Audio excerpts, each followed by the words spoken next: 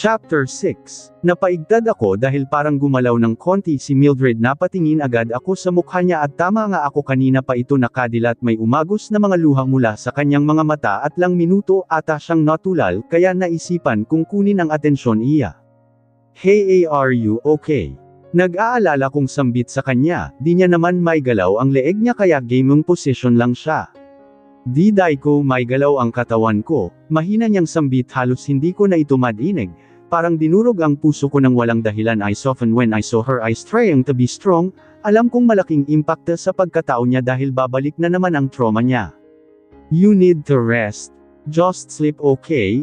Mahinahon kong sambit at kusa na lang gumalaw ang katawan ko at hinalikan siya sa noo. Naguguluhan man ako pero I need to act cool dahil hindi ko alam kung ba't ko ginawa yun. Damn, why I do that? Bigla na lang bumilos ang tibok ng puso. Lately ganito ang tibok ng puso ko, baka nagkaka-heart attack ako nito. I need to see my doctor dahil parang hindi na normal ta. Winaglit ko muna sa isipan ko ang ginawa kong paghalik sa noo niya. Tinanong ko ulit siya.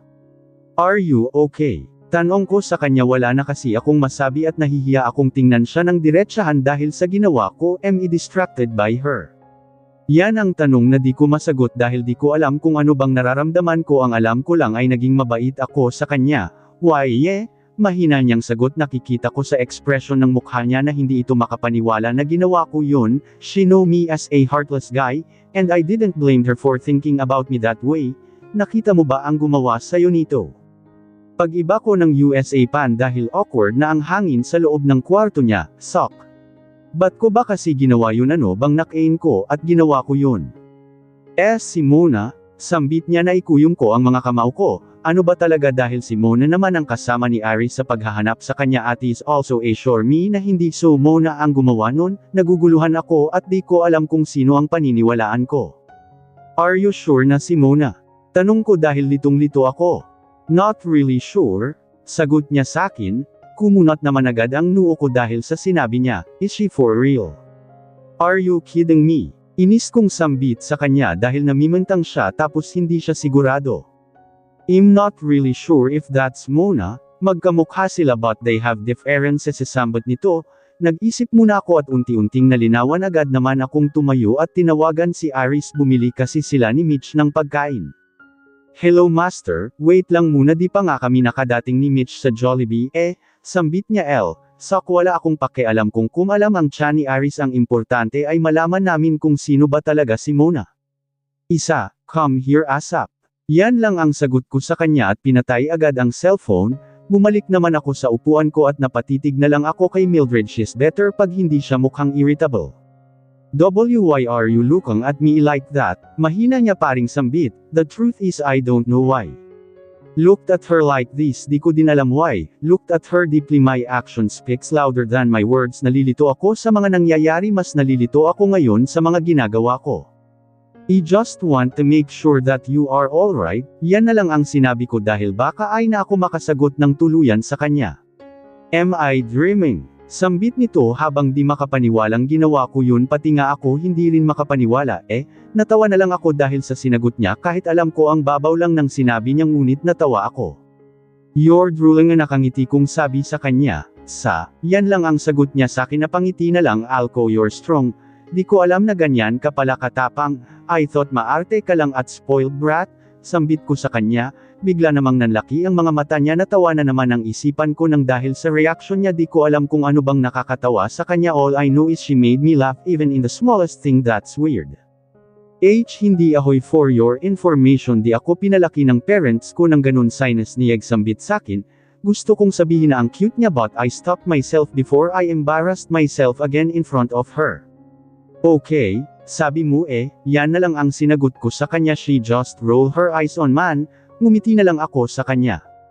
Oy, sambit ni Aris pagbukas niya ng pinto. Sinaril niya ulit dito. Loko talaga ang lalaking iyon. Bigla namang kumulo ang dugo ko sa kanya. Limdayot, sigaw ko sa kanya, sana di ko na lang siya pinapunta dito. Pumasok naman ulit siya kasama si Mitch. Tatawa-tawa pa siya habang pumapasok sa loob. Mas lalo akong naiinis sa kanya. Alam ko sa mga oras na taang pastahan na naman ang iniisip niya. Pagpasok pa lang ni Mitch ay agad na itong tumakbo papunta kay Mildred. I just stood there watching them. Di nga ako nagkamali na tuparin ang hiling niya. Malaki ang pagkukulang ko sa kanya at napunan lahat yun ni Mildred. Lorraine is far from Mildred's attitude na tauhan naman ako sa isip ko what the. I compared Lorraine to Mildred. What was happened to me? Aray, sigaw ni Mildred, naaga niya naman niya ang atensyon ko. Naalarma na rin kami ni Iris at kinuha si Mitch sa ibabaw niya, palibas sa sabik sa ina itong batang ito. Don't hug your mom that tight, she's not stable right now, mahinahon kong sambit kay Mitch. Sorry, sagot ni Mitch na nakayuko first kung makitang nagtatampo siya, suck. Nakalimutan kong Elle rarely spent time to her at ngayon lang ako bumabawi dahil na-realize ko na siya lang ang natitira sakin at wala nang iba. Nagmukmak si Mitch sa sofa at kinausaw naman siya ni Mildred. Nakatayo lang kami ni Iris sa gilid at kinakalabit naman ako ng ulol na ito. Ano, Elle? Irite kong sambit, Master, iba yang mga titig niyo kay Miss Mildred, tumaas. Baba naman ang kilay niya. Binigyan ko naman siya ng nakakamatay na tingin. Anong kalokohan itong sinasabi niya? Maya-maya pa ay napagpasyahan kung lumabas na muna kami at papauwiin ko muna si Mitch sa mansion upang makuha niya ang iba't ibang gamit niya dahil dito kami matutulog sa hospital ngayong gabi. Mildred, you can take a rest now. Babalik kami ulit dito mamaya. Let's go, Mitch. Sambit ko kay Mildred, nginitian niya lang ako. Miss Mildred, magpagaling ka. Sambit naman ni Iris. Mildred mouthed thank you at yayakap pa sana si Iris ngunit kinaladkad ko na siya dahil matatagalan lang kami sa loob. Nakarating na kami sa labas ng room ni Mildred. Master naman, ba't mo ako kinaladkad? Asak ni Iris sakin sa, matatagalan tayo at hindi yakap ang pinunta mo dito kundi ako. Matigas kong sambit. Ngumiti naman siya nang nakakaloko sakin. Sus, nagseselos ka lang, Master, sambit niya ngunit di ko na siya pinansin. Naglakad na kaming tatlo palabas ng hospital. Si Iris naman panay peren ang tukso sakin. Master, ibang iba ka ngayon sambit nito. Bakit? Naging babae na ba ako ngayon? Sarkastiko kong sambit. Nakarating na kami sa parking lot. Pumasok na ako sa loob ng kotse at gayon din si Mitch at Gray. Master, kung papipiliin ka si Miss Mildred o si Lorraine, bigla naman akong napatigil at kumabog ng malakas ang dibdib ko. It's Mom, seryusong sabi ni Mitch. Di ko na lang sila pinansin at nag-drive na ako papunta ng mansion. Nagtatawa na naman si Iris at si Mitch dahil tintukso-tukso ni Iris si Mitch. Ako naman ay binabagabag peren ako ng tanong ni Iris, Sok. Bakit big deal sakin yun? Wala lang naman yun. Nakarating na kami sa mansion at pinark ko na ang kotse. Bumaba na din ang dalawa kong kasama at naghabulan patungo sa loob ng mansion. Sumunod naman ako sa kanila. Napahinto ako dahil parang may nakamasid sakin. Di naman ako nagpaalote sa mga kinikilos ko. Isang pumasok na ako sa loob. Nasa taas na rin si Mitch. Tinawag ko na si Iris at nagtungo na kami sa underground meeting room namin. Master, anong plano? Tanong ni Iris. Una nating gagawin ay dapat kukunin natin ang background ni Mona. I'll need you to stick to her. Find a way to gather some information about her. Sambit ko. Tumango naman si Iris isa, and also Fi. Napatigil naman ako nang biglang nagring ang emergency alert sa mansion. I grab my gun at ganun din si Iris. Dali-dali kaming lumabas sa meeting room at naghiwalay agad kami. Four black men surrounded the mansion. Pinaputukan namin isa-isa ang mga ito at nasapol agad namin sila. Naalala kung nasa taas pala si Mitch. I rushed into the second floor at tumungo agad ako sa kwarto ni Mitch. Ang bilis ng kabog ng puso ko nang makita kong nakahandusay si Mitch. Lumuhad ako para kunin siya ngunit bigla na lang nanghina ang katawan ko nang may biglang nakatusok sa likod ko.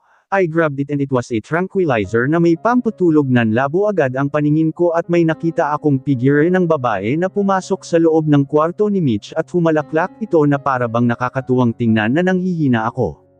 Nice to see you once again, Mr. Gray Willows. Sambit nito. Bago ko pa makita ang mukha niya ay bigla na lang nilamon ng dilim ang paligid ko. Tumakbo ako patungo sa itaas nang makita kung anden na si Master. Matagal bago ako nakarating sa silid ni Mitch dahil may humaharang na mga tauhan ng isang babaeng medyo may katandaan ngunit sobrang bilis nitong kumilos. Halos wasakin ko ang pinto ng kwarto ni Mitch nang makarating ako. Nakita kong binuhat na ng tauhan ng babae si Master at Mitch. Pinaputukan ko naman sila at dali-dali rin akong pinaputukan ng babae. Nasapol ako sa braso. Napakagat ako sa labi ko. Shout! Sinilip ko ang matandang babae at pinaputukan ulit ito at nasapol ko naman ito sa hita niya. Sinundan ko siya ngunit pinaulanan niya ako ng bala dahilan upang nakatakas siya. Tumakbo na ako pababa dahil narinig kong may umaandar na sasakyan. Dumaan ako sa backdoor at hindi pa nakalayo ang sasakyan nila, pinaputukan ko agad sisipulan ko sana ang gulong, ngunit nanginginig na ang mga kamay ko. Tiningnan ko na lang ang sasakyan nila, papalayo ng papalayo ito at lumiit ng lumiit hanggang sa wala na akong makita. Biglang kumirot ang braso ko kaya agad naman akong pumasok sa loob, ngunit naaga naman ang atensyon ko sa aking nakaitim na takahandusay gilid. Tiningnan ko ito at hinuberan ito ng damit. Nakita ko na may nakaukit na parang simbolo. Tiningnan ko pa ang iba na nakahandusay at duguan na ganun din, may simbolo sila na Joker. Tumakbo na ako sa loob ng mansion dahil kumikirot lalo itong sugat ko. Dali-dali akong pumunta sa taas at hinanap si Master at Mitch. Asan na sila? Taranta ko namang sabi, nasa loob na po sila. At tinawagan ko na rin ang doktor, nag-aalalang sabi ng maid. Sir, may tama po kayo. Sambit nito. Malabo ito sa bituka, sambat ko at kinuha ang susi ng kotse. Paggigising na sila mamaya sabihin mong nauna na ako sa hospital. Sambit ko, tumango lamang siya. Agad-agad naman akong bumaba at nagkasalubong ko pa si Doc. What happened di? Sigaw nito sa kinatulala din siya dahil basag at puro patay ang nasa dadaanan niya. Long story. Baka pag ikukwento ko pa sa'yo Doc mauubusan na ako ng dugo. Sambit ko, makakadrive ka pa sa lagay mong yan. Tanong Aya, tingin nyo? Pabalang ko namang sagot, ano ba naman kasi yan, kukunin ko ba ang susi kung di ko kayang mag-drive? Napakalabo talaga minsan ng mga matatanda. Why you're so hard-headed Iris, di ka na nadala? Sambit nito, ngunit di ko na siya pinansin. Umalis na ako at nagtungo sa parking lot. Pumasok na ako sa kotse at pinaandar na ito. Maya-maya pa ay pinaharurot ko na ang sasakyan. Ininde ko na lang ang sakit ng braso ko. Damdat mata endang pangit na babae, familiar siya sakin, parang nakita ko na siya dati.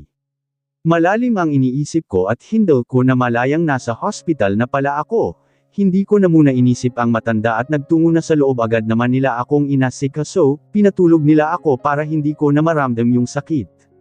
Namulat ako dahil may naririnig akong nag-uusap. Daddy, do you think he is okay? Sambit naman ni Mitch. I think so. Sagot ni Master. May natutulog, wag kayong mag-ingay. Sambit ko, bigla naman silang napabelang sakin. Loko ka ba't ka nag-drive patungo sa hospital? Asak ni Master sakin. Aba Master, baka mauubusan pa ako ng dugo, kakain tayo sa doktor mong toy oin. Sambit ko, Mitch, can you go to mommy's room, we need to talk something important. Seriusong sambit ni Master. Tumango naman si Mitch at nagpaalam sa amin. Pagkalabos ni Mitch, agad namang lumapit si Master sa akin at umupo sa gilid ko habang nakakunot ang No Zero. Do you see the woman's face? Tanong nito sakin. Oh Zero Master. Pamilyar nga siya sakin, parang nagkasalubong na kami dati, di ko lang matandaan kung kailan at saan. Sambit ko habang seryusong nagpapaliwang kay Master. Pamilyar sakin ang boses niya, parang narinig ko na dati. Sambit din niya, halos sirain ko na ang brain cell sa ulo ko nang dahil sa hindi ko matandaan kung kailan ko nakita yung matandang yun. Pash, pag talaga matandaan ko ang matanda na yun, I will kick her ass. Sambit ko, bigla namang napatingin si Master sakin. Matanda? Tanong niya. 00 matanda, medyo may edad na siya pero sobrang bilis pera niyang kumilos, mukhang naka-turbo ng energy. Sambit ko, got it.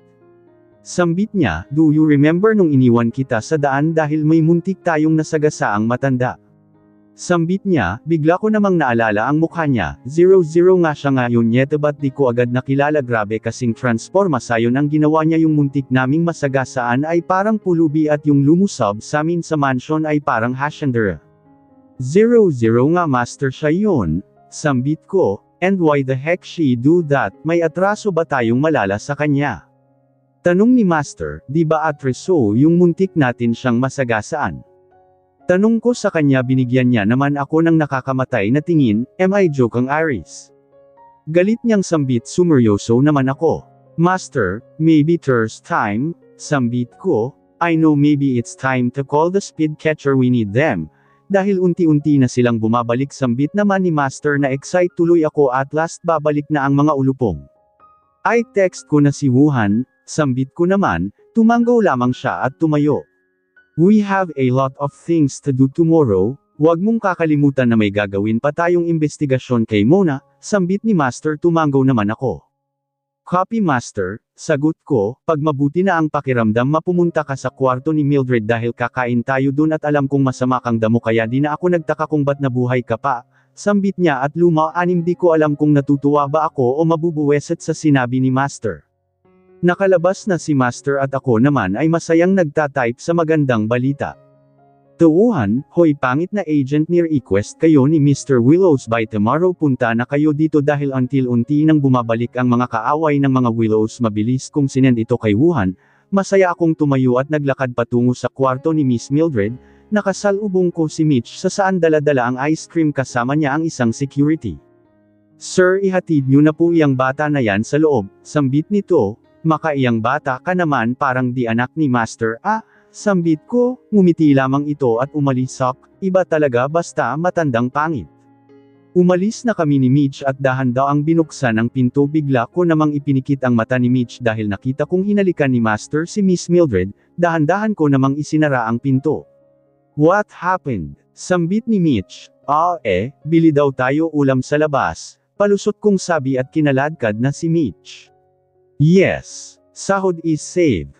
Kinabahan ako sa sinabi ni Gray sa akin di ko maintindihan kung bakit sunod-sunod ang naging panganib sa buhay namin, una ako ang pinagtangkaan ngayon naman silang tatlo di ko alam kung ano ba talaga ang nangyayari sa pamilya nila may kaaway ba sila nang hindi ko alam sobrang nalilito na ako sa mga nangyayari ngayon. Don't you worry everything will be fine I will make sure to clean this mess, seryosong sambit ni Gray. Hindi ko alam kung guni-guni ko ba ang lahat ng dahil nararamdaman kong mas napalapit si Gray sakin.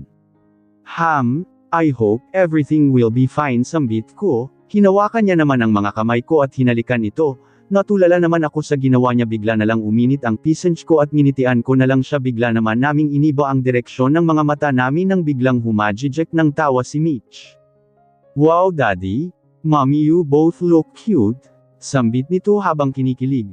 Di ko naman masagot itong batang ito dahil hindi ko alam kung anong isasagot ko sa kanya basta ang alam ko lang ay iba na ang nararamdaman ko kay Gray I'll already allow him to do the things na pinandiririyan kong gawin niya sakin, my God Mildred wake up that's not the plan.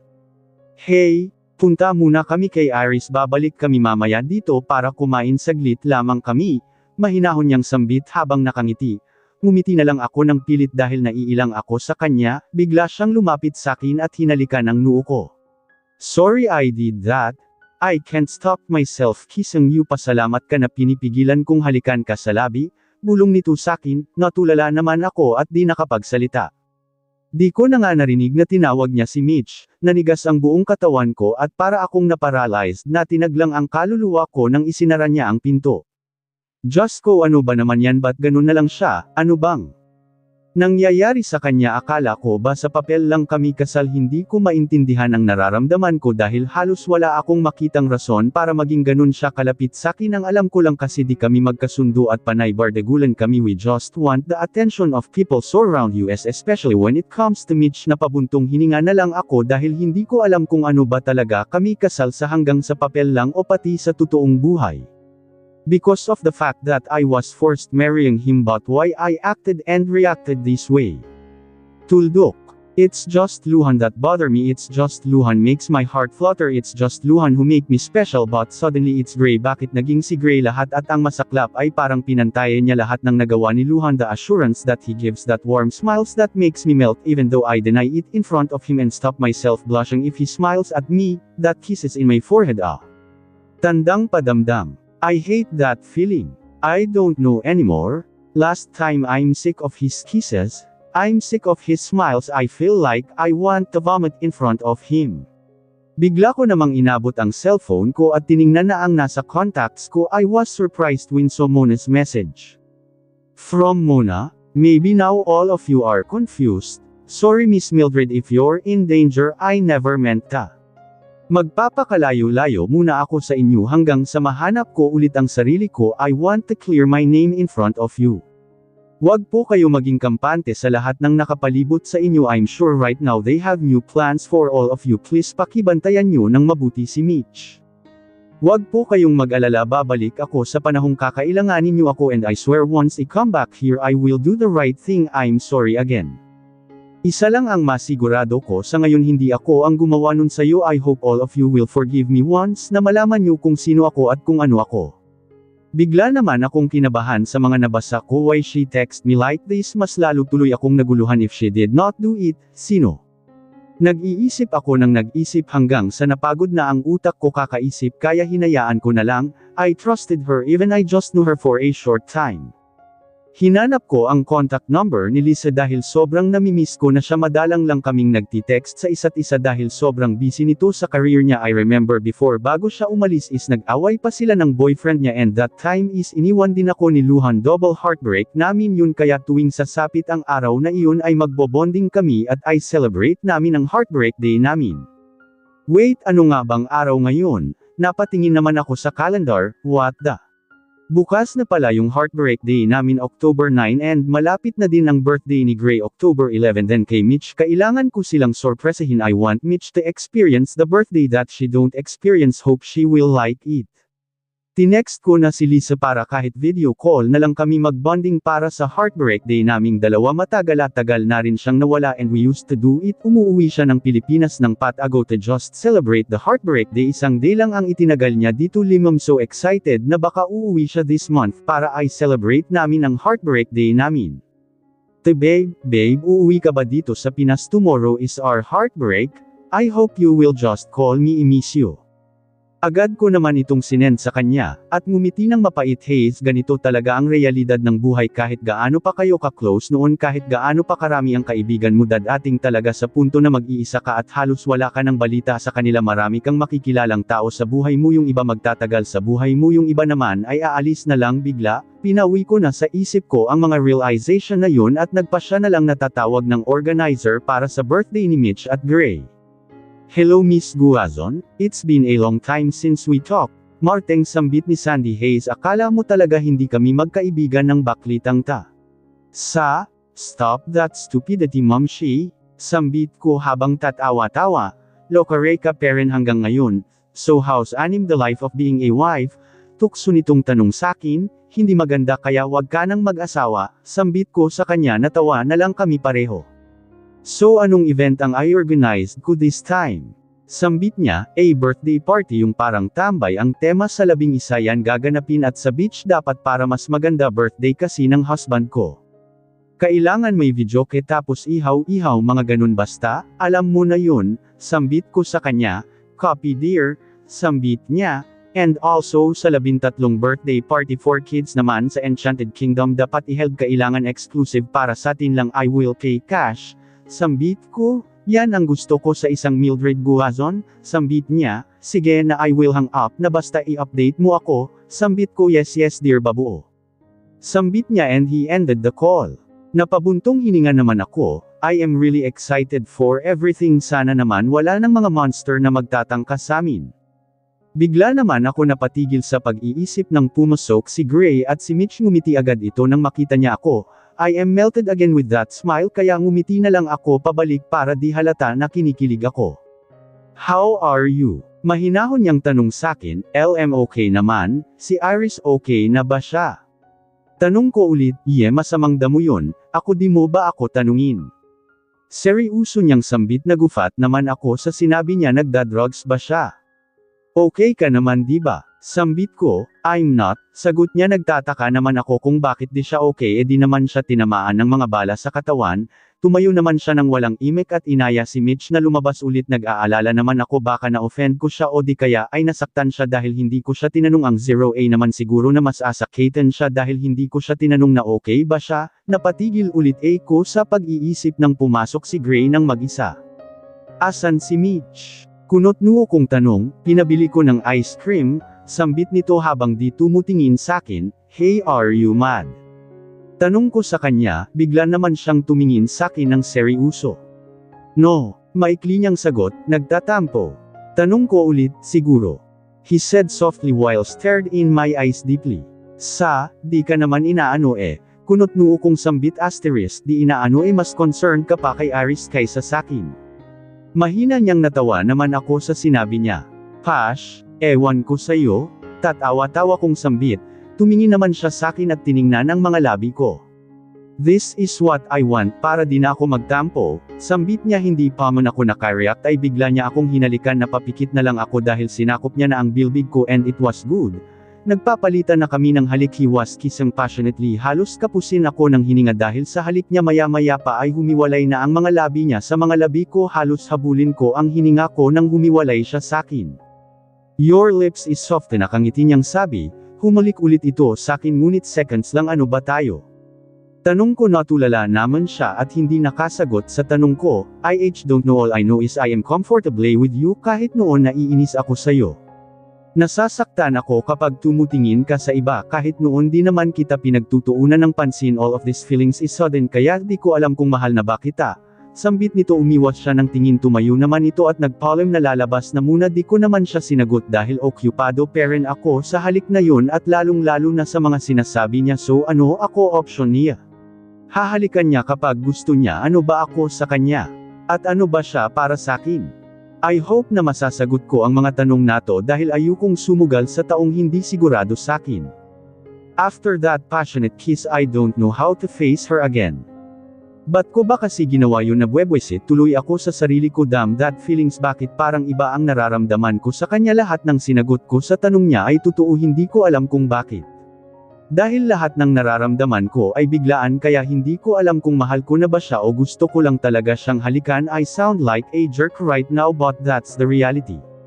Master, sigaw ni Aris sakin, agad naman nakuha ni Aris ang atensyon ko, saan kayo galing? Kunot-nuo kong tanong sa kanila ni Mitch, talaga namang masamang damo itong si Aris, nakuha pang lumabas kahit may benda sa braso. Ba't ka naman kayo lumabas ng ganitong oras? Dagdag kong tanong sa kanila. Wala lang master, bumili lang ng ulam, sambit ni Aris, I'll also buy ice cream, masayang sambit ni Mitch. Kakain na ba tayo master? Gutom na kasi ako. Kayo na lang muna ang kakain, susunod na lang ako, may pupuntahan lang ako, emergency. Pagpapalusot ko sa kanila ang totoo ay ayaw ko lang harapin si Mildred dahil nahihiya ako sa kanya. May nangyari ba? Nag-aalala namang tanong ni Iris, wala, wag mo nang alalahanin. Wag mong PayPal abasin si Mitch. I tap his shoulder, nag-wave naman si Mitch sakin, nginitian ko lang ito at tumalikod na, dali-dali akong maglakad, ganon peren naguguluhan peren ako sa sarili ko, sana masagot ko na ang mga katanungang patuloy na gumugulo sa aking isipan. Nagtungo ako sa parking lot at nang makarating na ako ay dali-dali naman akong pumasok sa loob ng kotse at ini-start na ang engine nito.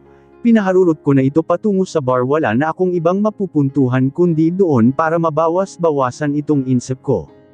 Lang minuto ang nakaraan at nakarating na ako sa bar, pagkababa ko ay agad naman akong pumasok at nagtungo sa loob, pumunta agad ako sa VIP table at nag-order ng usual drink ko.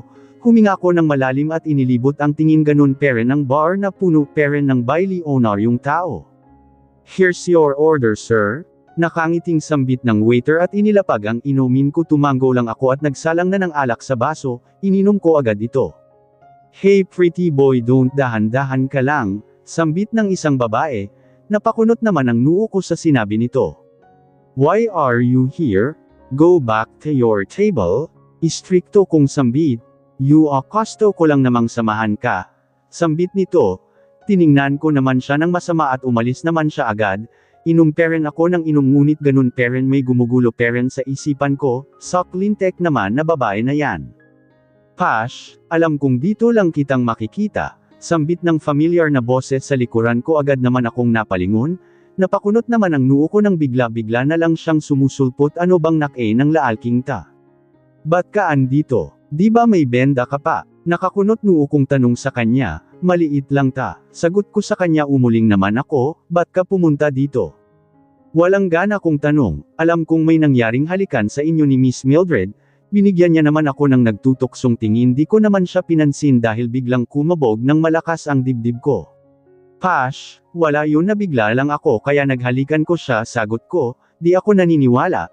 Nakangiti nitong sambit habang umiinom ng alak, grabe nakinom pa talaga itong si Iris. Dapat nagpahinga ka na lang doon, sambit ko habang malayo ang tingin, umamin ka master, may nararamdaman ka na kay Mildred, kumabog naman ng mabilis ang dibdib ko, I don't know.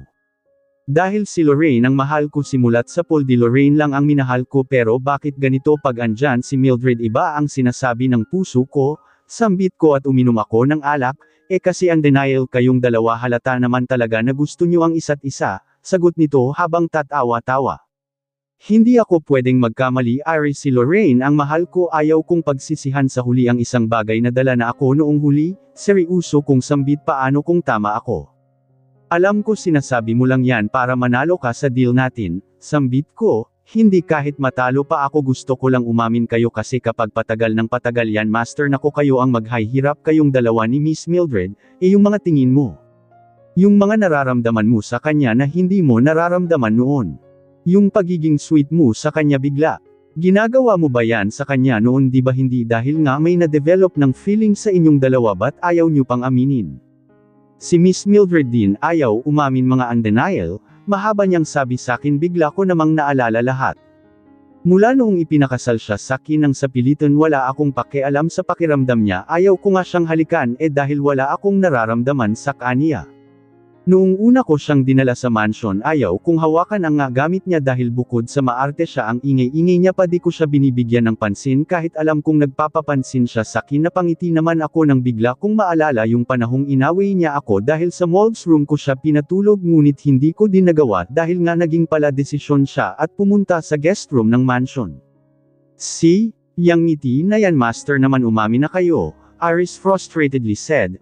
Ako ang nababad trip sa inyong dalawa, halatang halata na ba't di nyo pa kayang umamin, mga adik ba kayo? Sambit niya at uminom ng alak. Good thing na pumunta siya dito dahil may kausap ako at gamaan ang litong-lito kong isip yun hayalang pinapaamin ako ng loko na ito. Pash, I don't have anything to say, ang alam ko lang masaya ako pag nandyan siya, ayaw kong umamin sa isang tao lalo pag hindi pa ako sigurado sa lahat, sambit ko sa kanya, umiling naman ito. Master, ang lalim naman ang pinaghuhugutin mo, iling-iling nitong sambit, paano pag isang araw master makikita mong masaya siya sa iba, may kaya mo ba? Walang ano-ano'y tanong niya sakin, bigla namang parang may malamig na tubig na ibinuhos sakin, hindi ko alam pero bigla na lang ako napamura. Damn, I don't want to see her with another guy. Sambit ko, natawa naman ng malakas si Iris. Yan dyan ka magaling, ayaw mo naman siyang makitang masaya sa iba, pero ikaw mismo di alam kung mahal mo ba siya o hindi. Sambit nito, alam mo na kung ano nararamdaman niya ngayon. Pakiramdam niya pinaglalaroan mo lang siya, pakiramdam niya ay hindi siya mahalaga, kaya kung ako sa'yo master pupuntahan ko na siya at sasabihin ko na sa kanya ang nararamdaman ko kahit talking stage lang kayo, okay na yun? Sambit nito, nag-isip naman ako ng nag-isip, paano kaya kung sasabihin ko sa kanya na gusto kong angkinan siya sa paraan na alam ko ngunit malab zero yun dahil malilito siya, napapikit na lang ako dahil sa sobrang daming bumabagabag sa akin. Iris, tumikim muna ako bago ko ipapatuloy ang sasabihin ko, set a date for both of you as gusto ko maging formal pagliligawan ko siya, sambit ko habang nakangiti, yun. Tandang padamdam. Agad-agad master. Tara, inom pa tayo, celebration natin dahil di ka na manhid at wala na sa peligro ang sahod ko, sambit niya. Binitukan ko naman siya, uminom na lang ako nang uminom din naman ako, nalasing tipsy lang ganun din si Iris, nagkwekwentuhan kami ng kung ano-ano at bigla namang tumunog ang cellphone niyo, pagkabasa niya sa message na pamura naman siya ng malakas. Key asterisk, tang inang yan. Ba't naman ang ghost, di pwede ta master, samahan mo ako. Di naman ako nakaprotesta ng kaladkarin niya ako at ipinasakay sa kotse ko, nakakunot naman ang noo ko dahil bigla niyang pinaharurot ang sports car ko na kulang na lang ay lilipad ako. Ano bang nangyari? Tanong ko sa kanya, di pwedeng di ako makaamin master, aalis na si Mona. Bigla naman nanlaki ang mga mata ko, what? How about the information we needed?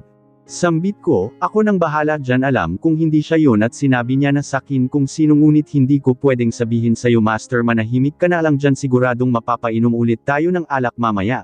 Sambit nito at inapakan ang brake. Di ko na malayang nakarating na pala kami sa airport, bumaba naman kaming dalawa at agad na nagtungo sa entrance. Di sana kami papasukin nang biglang ipinakita ni Iris ang eye.